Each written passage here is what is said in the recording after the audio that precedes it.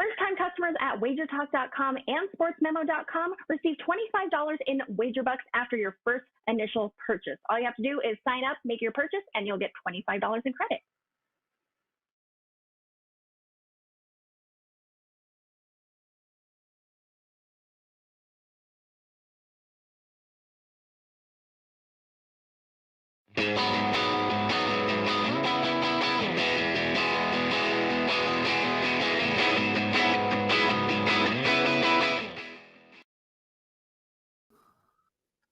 Well, welcome to Wager Talk. It's Tuesday. Our lead story, Teddy covers Monday Night Football, and a hearty congratulations to you. You released the Chargers. All your clients won. Marco and I, well, we won with our teaser on the Saints, but I did lose my pick. Interesting game. I'll get your take first. How are you? What's going on? And did you enjoy cashing that ticket? I did enjoy cashing that ticket. Thank you, Prez. A heck of a game. You know, from an entertainment standpoint, Sunday Night Football and Monday Night Football, good for fans. And being that I cashed winning bets with underdogs in both those games, it was good for my bankroll. But, you know, we like competitive games. We like tight games. We like entertaining, high-scoring games. Last night fit all of those. So, you know, it's happy for me, happy for the clients, and I think a good product that the NFL is putting out. So, nothing but kudos and nothing but smiles in the Savransky household this morning. Teddy, I got a question about that game quick. You know, you watch the game and you watch the Chargers defense, and they looked absolutely outstanding for a lot of the game, yet the Saints put up 30 points. What do you take away from that? Because it just every time you turned, they really looked so good. The press incredible, the secondary coverage was good, and yet they couldn't keep the Saints down. You know, the funny thing is, I swear I thought the same thing last week against Tampa Bay, where that defense was the Chargers defense was the best unit on the field. Ended up giving up 38 points in that game too. I got torched in the second half. So, but that's one of the reasons that we watch the games instead of just looking at box scores, instead of just dealing with statistical profiles. And that is a legitimate edge that bettors like you and I have, Prez, over the guys who are just crunching numbers. You get some of the nuance. The Chargers defense right now is better than their statistical profile would indicate. And there could well be money to be made on the Chargers moving forward because of that fact. Agree 100%. It's why I wanted to bring it up. Teddy, great show today. Kevin Dolan calling in from Ireland. We're going to talk the Notre Dame game in college football, and then we're going to really take apart the Lomachenko fight. Dave Sherapan up after that. And, of course, Ralph Michaels with his trends and angles. What do you got for us in your big game breakdown? Well, something that's only happened twice since 1946. That, of course, an NFL game being played on a Tuesday. We have the Titans and the Bills tonight. We'll break it all down in Big Game Breakdown later in the show. Awesome stuff. We also have some really good promotions up later, especially for new customers at WagerTalk and Sports Memo. But right now, let's bring Kevin Dolan in. And Teddy, I got to warn you, I've done a lot of shows with Kevin on stoppage time. If you need me to interpret what he's saying, I will do so. I have requested Joe put up subtitles. I don't know if that'll work. With all that said, hey, Kev, what's up, brother? What's happening, Prez? Long time no chat. You ditched us on the soccer show. What happened? So basically, Teddy, what Kevin said there was we haven't chatted in a while, and I haven't shown up for stoppage time of late. Kev, I got too much going on, and Carmine is an incredible host of stoppage time. Teddy, before we get into it, I got a couple of things I wanted to talk to you guys about. First and foremost, Teddy, did you know that Kevin Dolan wrote a book on how to handicap? It is the #1 selling book in its space on Amazon. I think offhand he has sold 3 copies. So, of course, anyone that's actually written the book, I'm super jealous of, and I'm like, what's wrong with you? I sat down, literally, there was like 3 summers in a row that I sat down to write my handicapping book, And at the end of it, after 3 summers, I had basically nothing. I just did that internal motivation to write after the end of the day. I didn't have it. So kudos, Kevin, because you had that, because something got you to write that book. And 3 copies, as you mentioned. As you said, though, it's definitely not easy. It's definitely not easy, because I would never, actually, the publisher, put this in your pipe, Prez, because the publisher actually called me up about 6 months ago. They want a second edition because it was selling about 5 copies. And I said, no, I literally, as Teddy says, I can't do it. I can't sit down and rewrite it because it just fried my head. But Brian Leonard read it. So my life's goal's complete, because, I was very happy with that. But yeah, that was one of the 3, basically, Brian Leonard. Just a warning to everybody, you can go over to Amazon.com. You can find the book. What is it called, Kevin? The Complete Guide to Sports Betting. It is written in Irish, so just a warning to everyone. So, Kev, before we get into the Lomachenko fight, let's talk about your college football. You long time in Korea. You now live in Ireland. Yet you are the #1 college football totals expert at WagerTalk over the last 4 years. How does an Irishman not only find time between drinking Guinness, crying, and singing sad songs, but how does he know college football like you know college football? It's just absolutely outstanding. Yeah, I mean, to be honest with you, the secret sauce is I don't know college football. If you ask me who the Western Michigan Broncos quarterback is, I couldn't tell you. But the fact is, what I love about college football is it's all numbers based. So, every Tuesday morning I sit down with my coffee, analyze every box score, cross-check yards per play and yards per rush attempt, explosive plays, and then I gather all the metrics and make, the top 5 strongest plays as of the week. And look, it's just been over the last 2-3 years, it has been exceptional. And as you said, to be #1 at WagerTalk, where the best handicappers on the planet hang out, I'm, extremely happy. And as soon as Koken retires, #1. So, and look, I just want to add too, it's not just college football. College football #1, but we've cashed 16 of the last 25 NFL totals. So I love totals. It's math based, it's numbers based, and you don't, it's just rolling right now. So I want to ask you this: when it comes to totals, and being #1 is worth something. Clearly, you're doing something right. Would you say it's a pure numbers game for you? Right? You're not, it's literally breaking down the math and seeing where the weaknesses are in the broader numbers. Would you say that's an appropriate assessment, that you're a man that's just hardcore math and that's the way to beat totals, or that's the way you've beaten totals over the last 4 years? And how did you get into that? I definitely say that's a fair assessment. It's just something that when I started handicapping apps, you're talking about 20 years ago now, I used to do Gaelic football, which is, the Irish football over here. And it's the same process. I use the same process for soccer, same process for college football, same process for NFL. But the reason that I obviously love college football the most, because it makes the most sense. We see these teams pretty much play out what the overall yards and what the metrics say on a game-to-game basis. And, yourself, obviously it doesn't all work out. That's why it's only a 63% lifetime win percentage. Yeah. But Carmine and Nick are sick of listening to me on stoppage time, because as much as I like soccer, I love college football. He's Kevin Dolan. Find him at WagerTalk.com. And Kev, college football, you are over 60% this season in all your plays. We've already discussed your totals. Notre Dame, Louisville, you got a total for us?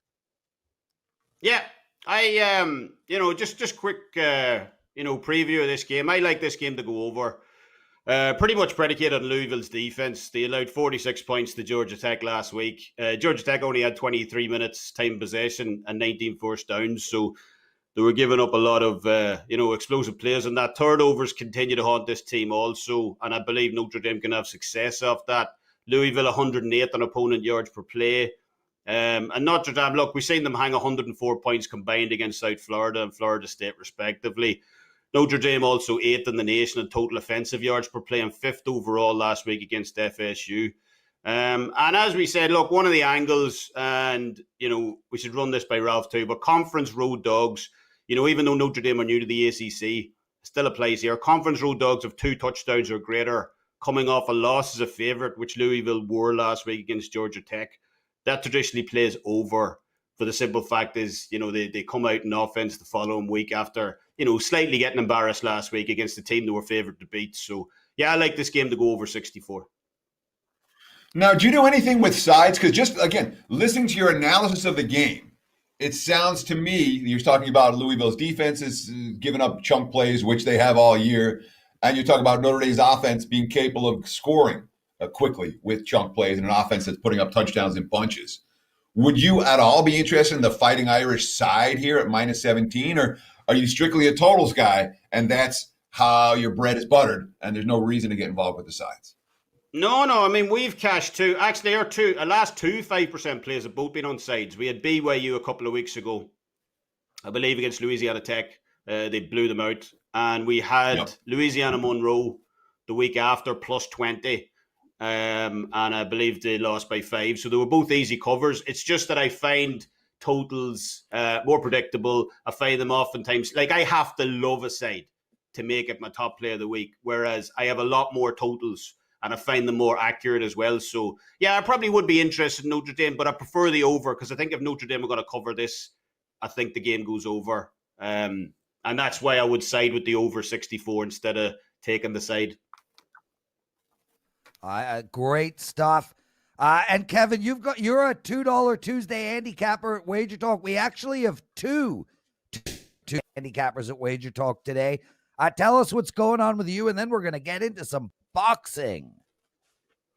Yeah, we got we got that $2 Tuesday 5% CFB total up tonight for the weekend, and we also have a 5% boxing play loaded for Halloween night as well, and also that Champions League special deal for the group stage that takes you all the way through to December. That's been reduced to 169 now, and that's got a 5% play included, and also 2 opening night 4% plays which are going off next week. So it's a great time now with all the sports back. Awesome stuff. Okay, so we got a giant boxing fight up, and I want to let everybody know this is Kevin's bread and butter. His publisher called and asked him to write a book about how to handicap boxing in Irish. He said no. He's exclusive to us. We won't allow him to do something like that. But Kev, you are on a 10-1 boxing run. 10 wins, 1 loss. Probably the fight of the year this Saturday. How do we take it apart? Teddy and I both want to bet it. I'm speaking on his behalf, so help us out. Yeah, this is like from a boxing purist standpoint, this is definitely probably the fight of the year, even over, Fury Wilder back in February. These are 2 of the best boxers on the planet, simply put. Lomachenko, obviously, pound, if you don't have him pound for pound number 1, he's in your top 3. And, Teofimo Lopez, one of the youngest, hottest stars in boxing right now at 23. And people are assuming he's going to take over, this division in the near future. Now, the question is, this is why all eyes are tuned into this particular fight. Can he do it on Saturday, against the old master? This fight is obviously shades of Floyd Mayweather, Canelo, similar type fight with a young up-and-comer who you knew was going to be a future star, was taking on the old master. And the other reason that this fight's so important too is, there's a lot of beef to this fight. Now, we've seen this in previous boxing matches and UFC fights. These fighters have beef, but it is legitimate in this fight. Both of these fighters really do not like each other. And it's the fact of 2 years ago, Lomachenko was fighting a guy called Jose Pedraza. And Lopez's father, who's one of his biggest supporters, shall we say, but he tends to, overplay the hand a little bit. He, went and kind of almost attacked Lomachenko in the hallway of the hotel. He said, my son's going to kill you. I don't know why he's on the undercard. He's a bigger star than you. You won't last 4 rounds against him. So Lomachenko was obviously, pretty annoyed by that fact. So they haven't liked each other. That's been going on about 2 years. Lopez has been calling for this fight. And I think as talented as both guys are, we know how talented both guys are, but I think what's being overlooked in this fight is the mental aspect. And for me, Lomachenko probably is the better of the 2 technically. But it's the mental aspect that has me weighing in with the good odds in this fight, because basically there's 2 types of fighters who have fought Lomachenko to date. There are the fighters who, let's call them Camp B, who know how good Lomachenko is. They know he's the A-star. They know he's the main guy. So basically, guys like Luke Campbell and, Jason Sosa, guys like that who go in and they're looking to attempt to kind of survive, even as good as Luke Campbell is, and to kind of wear him down, take him to the late rounds, because they know how good he is. But then over on side A, we have another camp of boxers, those boxers who believe they're better than Lomachenko, who believe that they should be the A side. And that's what Teofimo Lopez is saying up to this. Now, we've seen these fighters before, Guillermo Rigondeaux, Nicholas Walters, Jorge Linares. They all believe going in that they were, superior to Lomachenko, and every single one of them got embarrassed, and apart from Linares had to quit. Nicholas Walters thought he was too big, had too much power, much, much bigger guy, 21 KOs in 26 fights. He thought he was going to go in there and walk straight through the smaller Lomachenko. He ended up getting completely embarrassed, quitting in the 7th round, and he hasn't fought since. Like, that was 4 years ago. Guy won, lost, just never fought again. And same with Guillermo Rigondeaux, jumped up 2 weight classes, believed he had, former 2-time Olympic gold medal, believed he had way too much skill, finesse for Lomachenko. Same thing, ended up getting embarrassed, quit in the 6th round, said he had a hand injury, which turned out to be bruised. So Lomachenko makes you pay if you believe you're better than him. And he's so technically gifted. If Lopez goes into this fight, in my opinion, thinking he's better than Lomachenko, and then he starts to miss, if he can't get off to a fast start here, and Lomachenko starts reading his angles and his punches, and then he starts winning round after round after round, to me, Lopez's greatest enemy in this fight is going to be the frustration factor. I don't know if he can necessarily handle it because, look, we just mentioned Floyd Mayweather, Canelo. Canelo is in the minority of boxers who can. We just seen Deontay Wilder refuse his 3rd rematch, for instance, against Tyson Fury. Once these fighters take a loss or once they get embarrassed in the ring, they never want to come back for seconds, the amount of fighters who quit.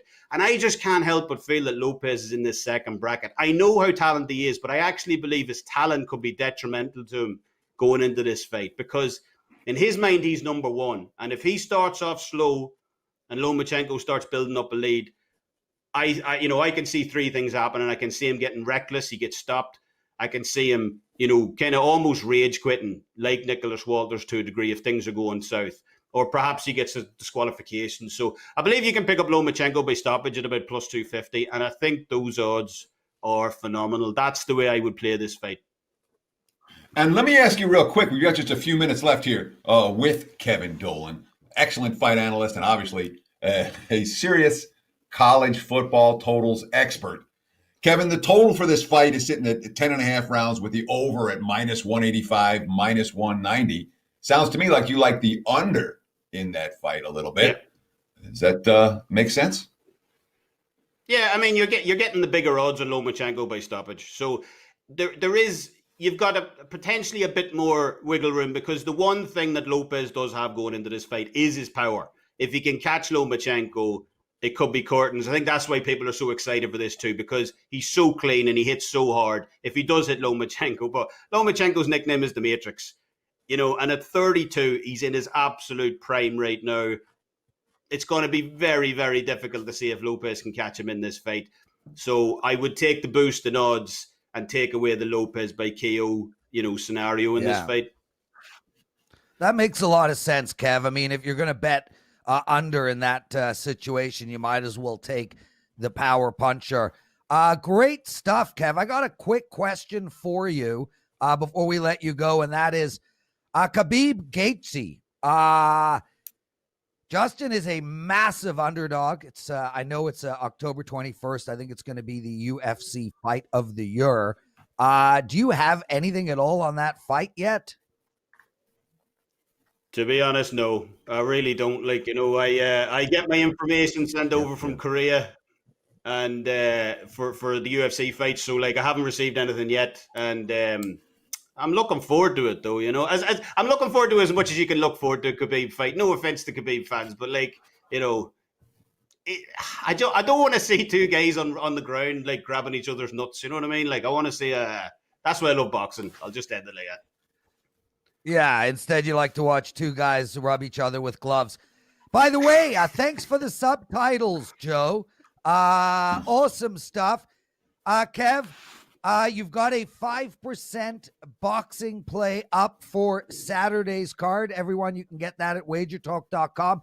Don't forget, he's our $2 Tuesdays, Tuesday handicappers. We love having you on, man. Let's hope there's some more big fights coming soon. Anything you want to say before you leave us? No, appreciate the time on air, and good luck to all the sports handicappers out there. Excellent stuff. You can catch Kev on Stoppage Time once or twice a week with Carmine. Just check out the schedule at WagerTalk TV. Kev, get out of here. We love you. We're going to take a quick break. We got Arthur DeCesar coming up, Ralph Michaels coming up, and Teddy doing Monday Night Football. Tuesdays is known as $2 Tuesdays at WagerTalk.com and SportsMemo.com, where you can get the hottest handicappers' best bet or daily package for only $2.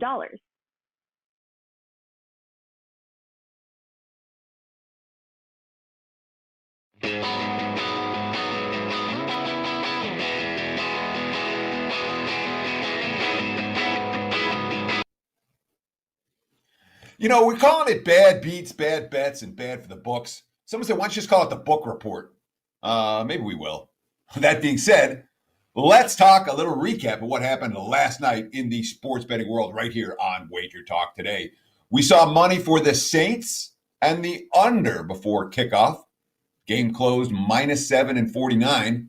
And that line was opened as high as Saints -8.5, got as low as 6.5, and then closed at 7. The total drifted downwards all day, all week, essentially. Then the Chargers missed a potential game-winning field goal off the post.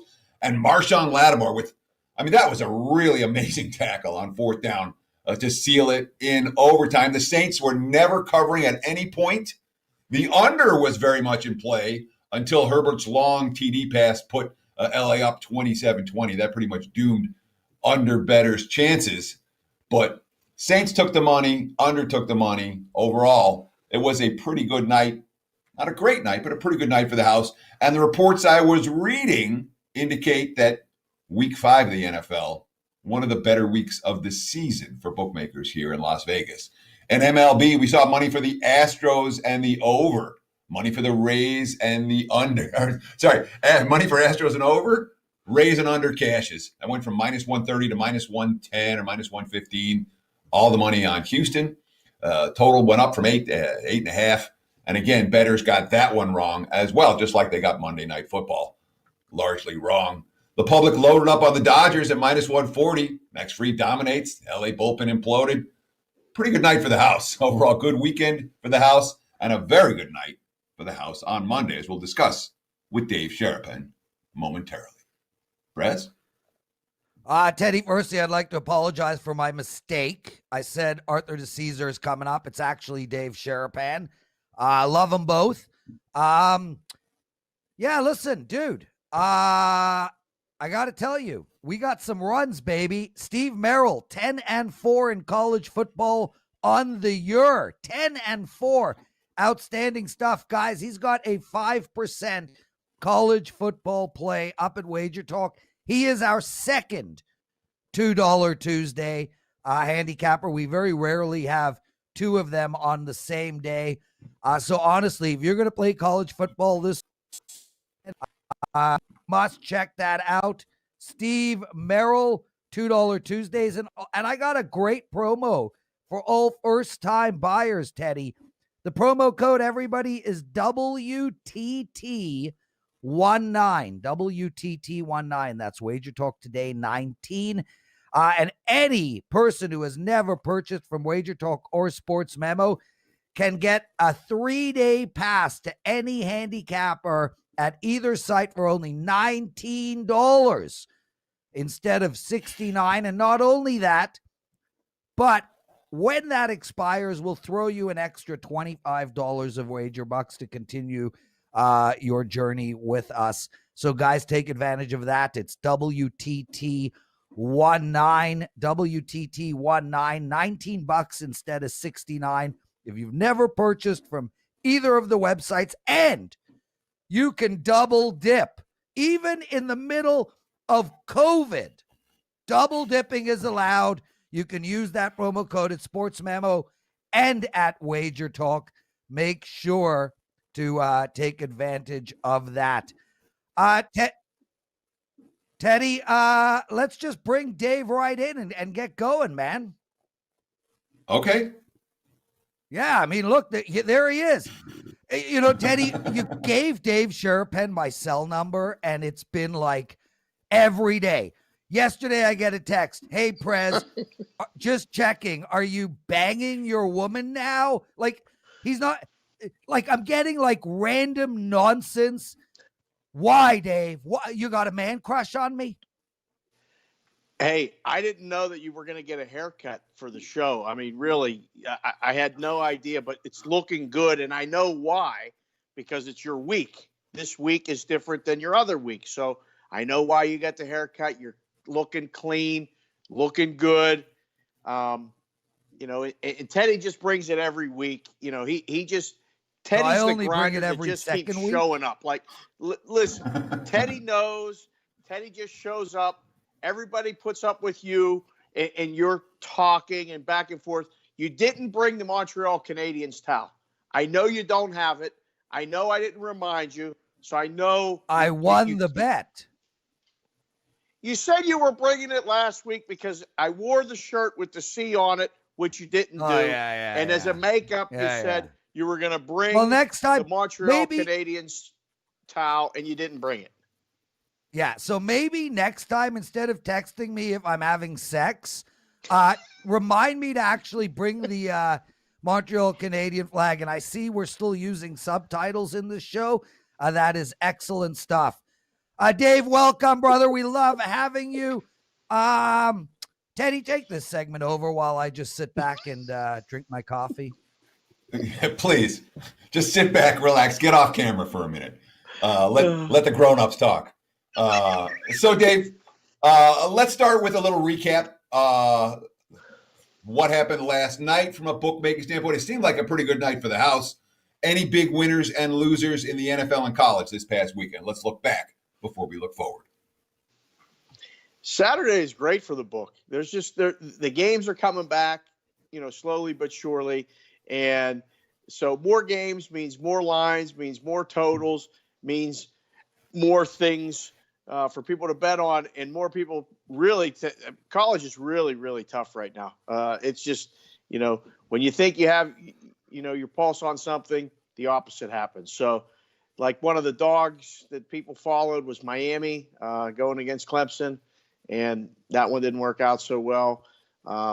They laid Notre Dame, Florida State got there. So there were a couple games in college that, again, it's just kind of working out.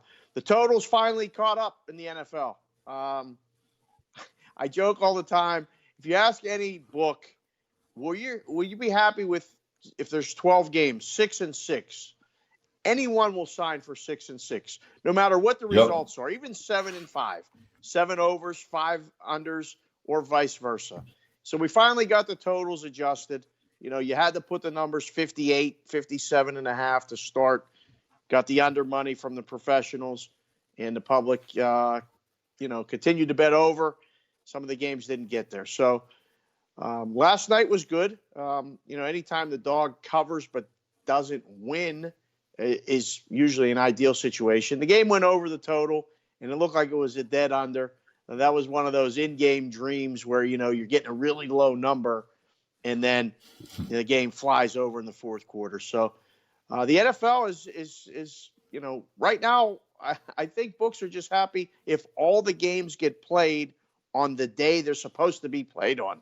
Like, that's one of the major challenges right now of, you know, making numbers and making advanced numbers. And then, you know, you have an unfortunate injury like Dak Prescott, which changed that advanced number to Dallas -3 to Arizona -3.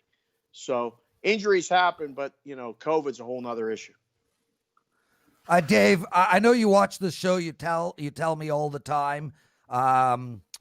Yesterday, Ralph Michaels gave out a prop that mid-major Matt gave him, a Kamara over 50 yards. It cashed.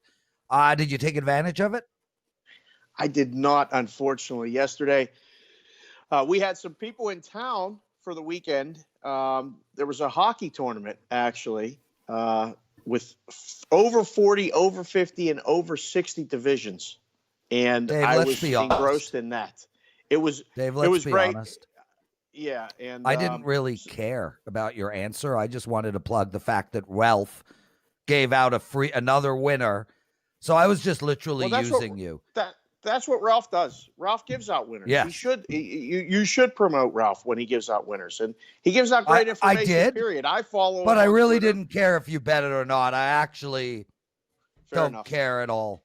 Teddy, go ahead, man. I'll let the grown-ups talk again. Have some more coffee. Yeah, thanks for jumping in there, Prez. That was a good interruption. Yeah, dude. That was definitely. I'm sure our viewers were dying to hear you talk about something random from Ralph. Did he just flex? Yeah, he's flexing his biceps, dude. He works out. He There thinks it he's is, Dave. Yeah, exactly. So it Where were sounds we, to Teddy? me like this was one of the better weekends, if not the best weekend of the year for books when it comes to NFL, especially as you talk Monday night and Monday, both the favorite winning but not covering. You don't pay out the money lines and the dog, and you don't pay out the minus the points on the favorite. Was this the best weekend of the year for the NFL, for the bookmaking standpoint? Yeah. All the boys that I talked to said that this was the best weekend. Finally got back on track. The the things that September was so rough, and we were gonna have to change the way we're doing things. It's okay. October's coming. The games are getting harder. The lines are getting sharper. This is what happens early. We all know that. And when you look at the board this week, Teddy, I don't know if you've been able to dive into some stuff. There's some tough numbers this week. It's complicated once you start getting games that you thought were going to get played that aren't getting played, and schedules adjusted, and things you were thinking about in terms of a bye week 4 weeks from now that all of a sudden got handed out last week. It does change the nuance. But speaking of nuance, we have Stock NFL tonight. I'll break this game down in detail a little bit later in the show, but I want to hear where the action is coming for the Titans and the Bills side and total for a very rare Tuesday night football game. So this game being thrown up or thrown on a Tuesday, and I don't know about you, Teddy, I can't remember the last time there was an NFL game on a Tuesday. There was one. There was one in December. I think it was December 28th, 2010. A Week 16 game got pushed back because of a blizzard, and they ended up playing it on Tuesday. It was two non-playoff teams, and nobody paid any attention to it. Before that, Dave, the last Tuesday game, 1946. So it's been a while. Oh, yeah. Prez was probably skating around with his little, his double runner skates back then. He probably doesn't remember the game. But Buffalo, Tennessee, man, there's been minimal for an NFL game on a Tuesday. It's thrown everybody off. There's not much action at all. It's kind of surprising. I think that, anything that we've seen really has been Buffalo. It's just you don't know what to make of Tennessee, right? They had to sit out a week. The facility was closed. I don't think anyone's looking to grab them. But, I mean, on a Tuesday at home, you're getting 3.5. Doesn't sound like not a bad side to me. Total's been minimal action. It's sitting 52, 51.5. And anyone that I've talked to hasn't seen much movement at all. It's just, let's get this game, in. Let's make sure everything goes okay, and we'll move on to, Sunday, which, I mean, there's no Thursday night game in the NFL this week. So, again, it's a different thing. 2020 is just keep throwing curveball after curveball after curveball. And, I mean, Kershaw's not throwing his curveball today, but, I mean, we're getting curveballs every day in the book. Sure. You got to roll with the punches. Of course, we're talking with veteran Las Vegas and offshore odds maker. Oh, Jesus, I'm back on the air? Oh, sorry. Dave Sheridan. You can find him on Twitter at Sportsbook_Consigliere. And he is a great follow on Twitter. Better even than Prez. That was a good look, Prez. We appreciate it. Let's talk a little MLB playoff action. First, how is, in terms of the overall handle, are we seeing the playoffs getting what we would see in a normal year for MLB? Less, more? And what are you seeing for the two games on Tuesday? So as long as the games aren't up against a primetime NFL game, the action's been really good. And, we got the right teams in there. I mean, Atlanta and the Dodgers, what more could you ask for as far as a baseball fan, let alone a book? And Tampa and Houston.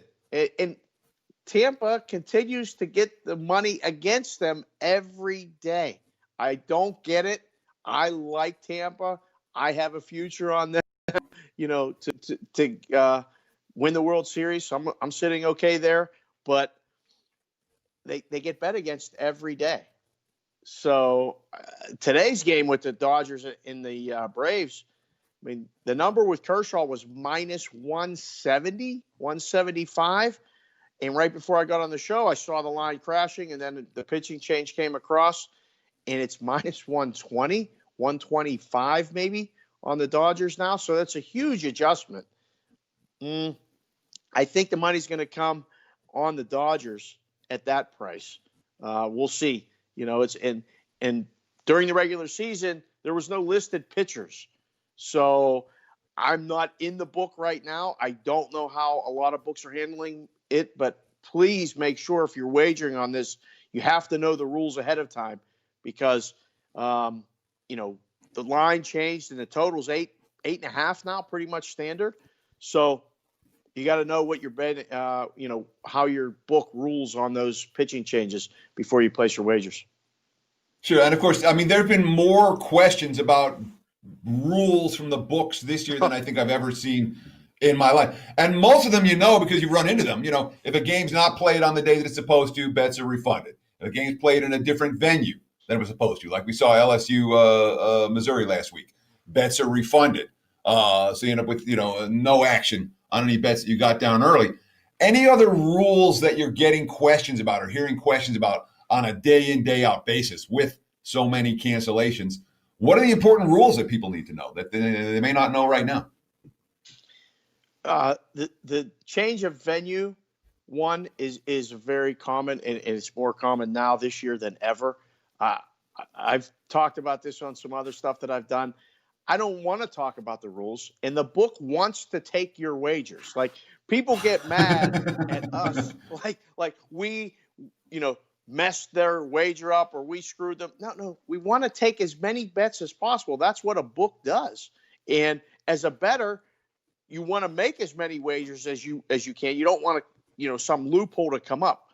So, the pitching change is one, whether the pitcher's listed or not, whether your first 5 innings is action, or do you have to list the pitchers there? These are all very common questions with the baseball. You just hope right now you don't get a rain out in the baseball. They're in the bubble. They're in 2 locations that it's not going to rain. We've got the retractable roof in Texas. I think those games, everything's going to be fine there. But you have to know that, like you said, LSU, Missouri, a lot of books refunded those because, they moved the date or moved the venue. So those are very book specific. Some books, it's action. You have a wager as long as it's played within, I believe, like we used to have it, if it was played within 7 days, I think, you still had action. You didn't have to rebet it. But I mean, at worst, it's a refund, Teddy. It's not like you're getting screwed and you can't get your money back. You're going to get the money back. But the people that would have had the wager that won, you only hear from them. The guys that, got bailed out and would have lost, they're like, oh, yeah, we're good with the refund. But the guys that would have won are like, well, you guys screwed me. No one screwed anybody. The books want to take wagers. Always keep that in mind. Last question for Dave Sharp, and I know we're running out of time, Dave, but real quick, are you seeing, and I'm trying to ignore him because he's going to start to sweat underneath his arms, and I don't want to see it. I want to ask you about. Hey, I'm working out in the middle of this segment. You guys are so good. You don't need me. I need muscles. It works out perfect. Anything that we're seeing for early NFL action for this Sunday? I know people are always interested in the National Football League. Anything from the sharp bettors early in the week? Well, that Monday night game, Arizona at Dallas, that line's 2.5.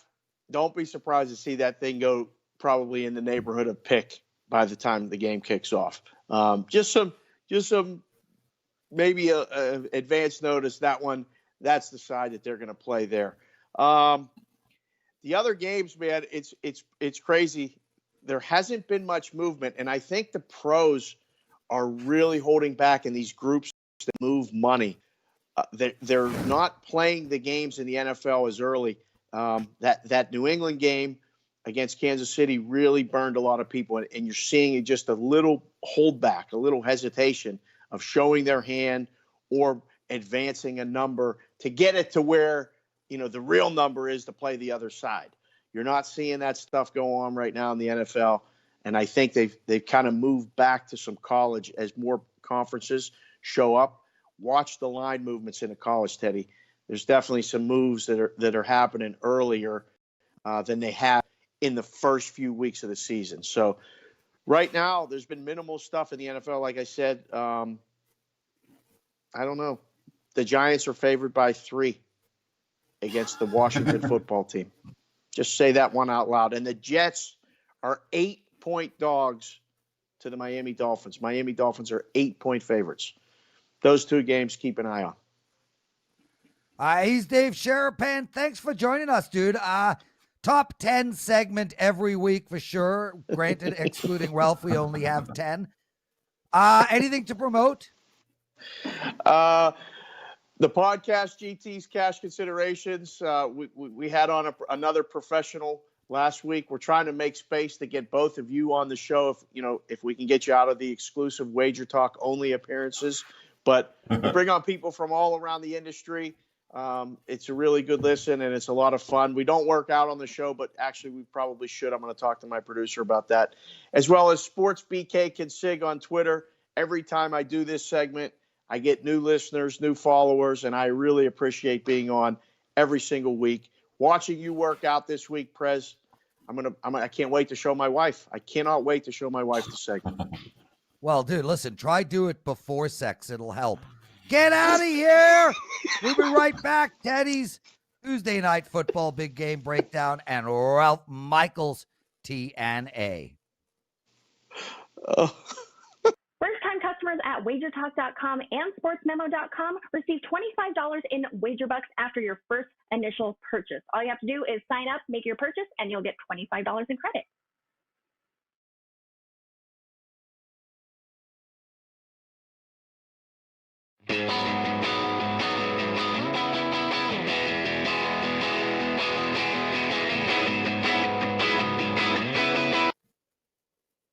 It's time for today's big game breakdown here on Wager Talk Today, your source for sports betting information. Let's talk Tuesday Night Football in the NFL, the third Tuesday game in NFL history. There was one in 1946. There was one in 2010 following a blizzard, and there's one tonight. So it doesn't something that happens very often. The Bills are coming in hot. Obviously 4-0. They've had a pretty bizarre week where they didn't know who they were playing or where they were playing or what day they were playing. But they've had a less bizarre week than the Tennessee Titans, who, were all over the map in terms of getting fines from the NFL for players working out, legitimate COVID outbreak, games canceled, et cetera, et cetera. Buffalo's game just got postponed. Tennessee has clearly been more affected by the outbreak and by the bizarre circumstances surrounding this game.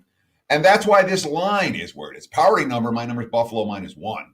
We're seeing 3.5s out there. Really is the prevailing number right now. There's some 3s, but mostly 3.5s.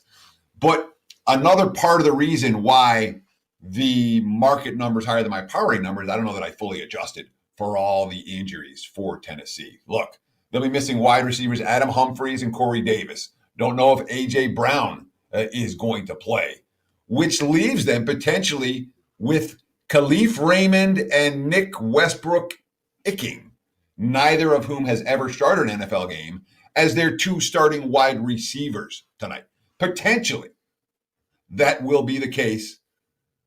And that means we're likely to see a whole lot of Derrick Henry running the football. And when we're talking about Derrick Henry running the football, the Bills' run defense has been mediocre. Their pass defense mediocre. Defense hasn't been there, especially they've been playing these crazy shootout games. I'm not convinced that's going to be the case tonight. When you look at the COVID report for Tennessee and the guys that are out, their offense is going to be affected by the absences. Buffalo has shown propensity to score and then relax, and the defense lets up points and then score. And they've been playing these crazy shootouts, but I don't think Tennessee wants to shoot out with them. I don't think Tennessee can shoot out with them. I'm going to look, and again, this is an opinion only. I haven't put $1 on this game yet, and at the current line, I'm probably not gonna. But if I had to play the game, I'd be looking at the under 51.5 for the weird Tuesday night game.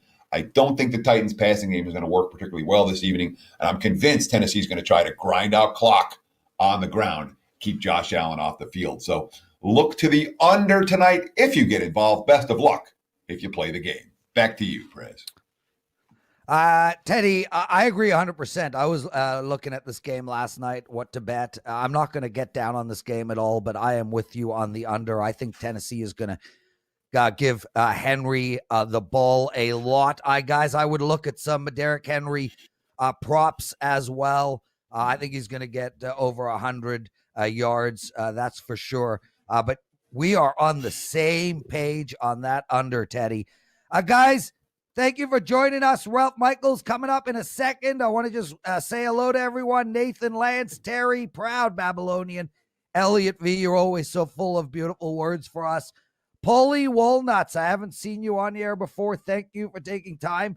And Harry Turtle, a name I haven't seen in a while. Abby Jackson, we love having you guys.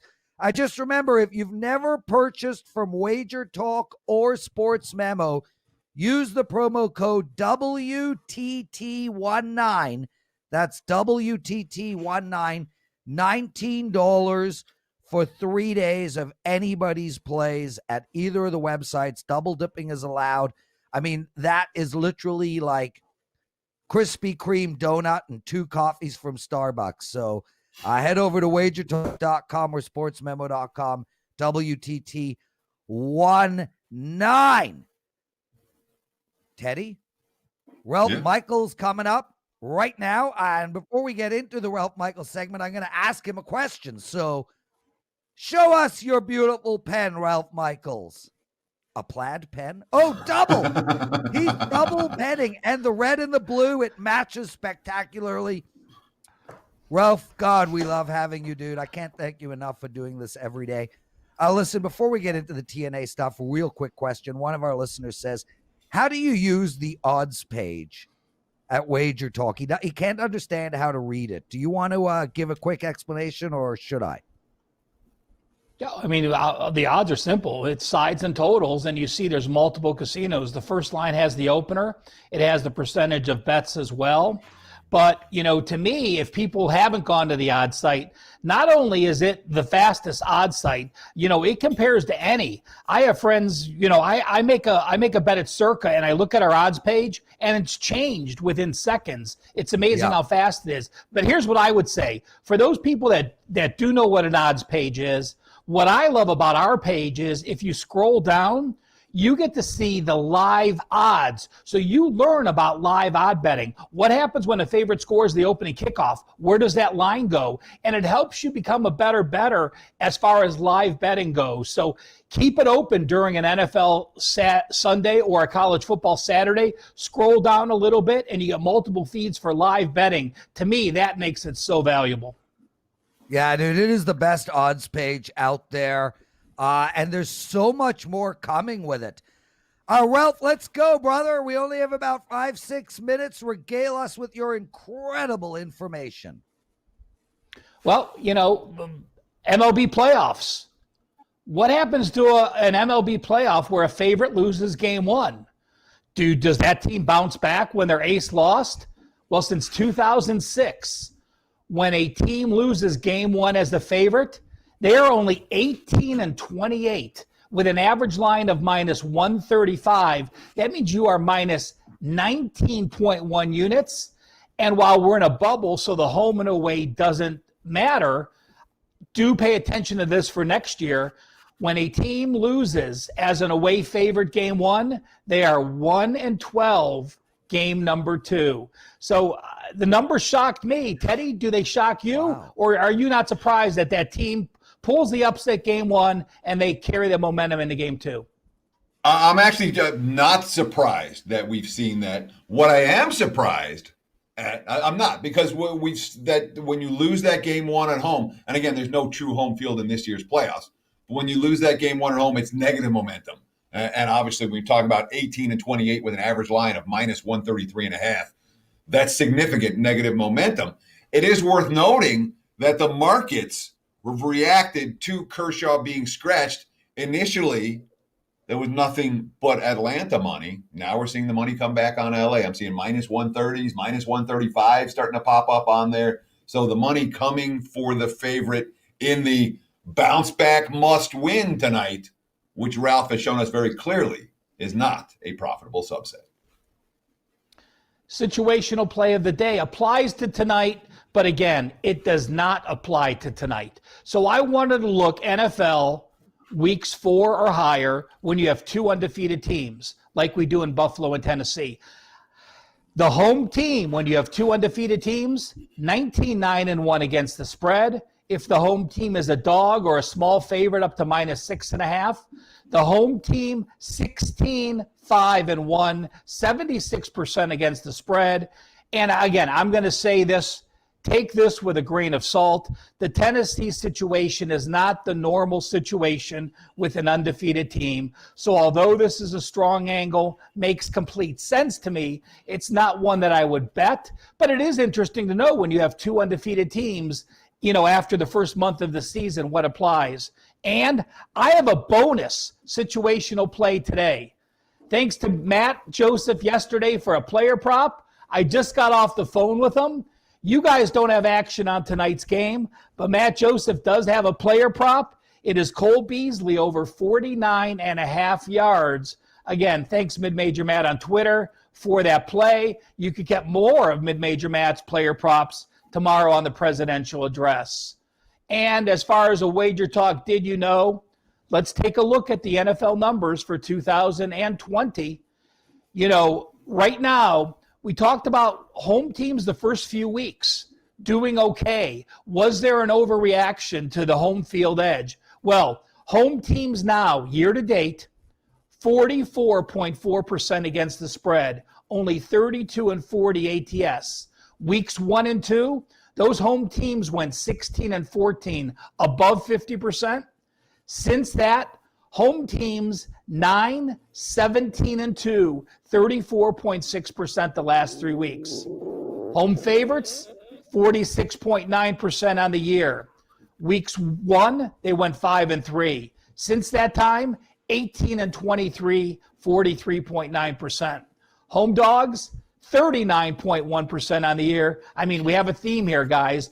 It has made a difference where perhaps the home edge is getting overvalued in the NFL for the last few weeks. So, looking at the Ralph, average let me points. Oh, go ahead, Teddy.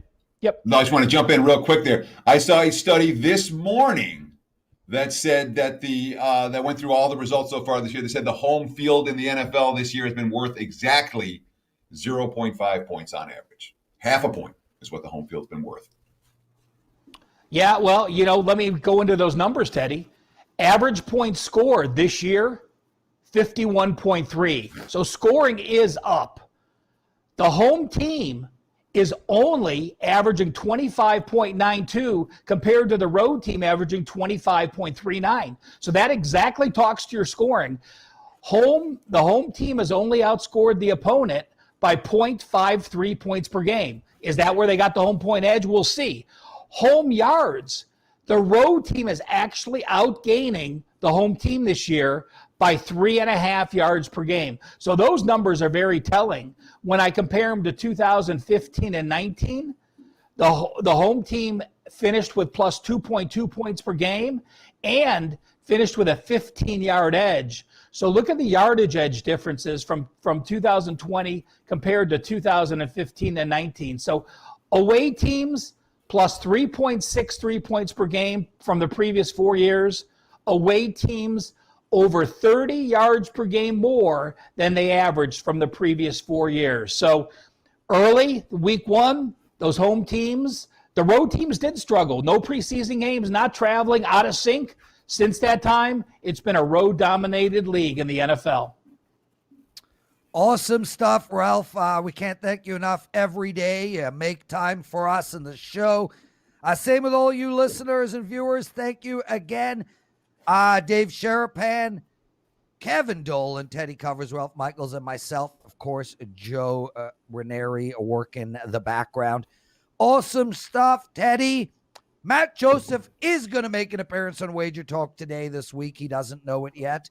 He'll be on Friday's show. Other than that, the cans are coming off. Take us home, baby. Sure. Enjoy the games. Good luck tonight. We'll be back again in 23 hours right here on Wager Talk Today.